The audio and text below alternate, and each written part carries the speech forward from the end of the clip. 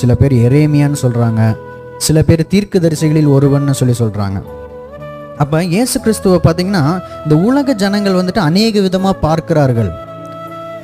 இப்போ கூட இயேசு கிறிஸ்து யாரோ ஒருத்தர்னு சொல்லி அநேக பேர் பார்த்து கொண்டு இருக்கிறார்கள். ஆனால் அவர் மெய்யாக யாருன்னு சொல்லி அநேக பேர்த்துக்கு தெரியல. ஆனால் இங்கே பாருங்க 15வது வசனம், அப்பொழுது அவர், நீங்கள் என்னை யார் என்று சொல்லுகிறீர்கள் என்று கேட்டார். சரி, உலகத்தாரெலாம் சொல்கிறது இருக்கட்டும், நீங்கள் என் கூடயே இருக்கீங்க, எனக்கு சீஷராக இருக்கீங்க, நீங்கள் சொல்லுங்கள் நான் யாருன்னு சொல்லி அவர் கேட்குறார்.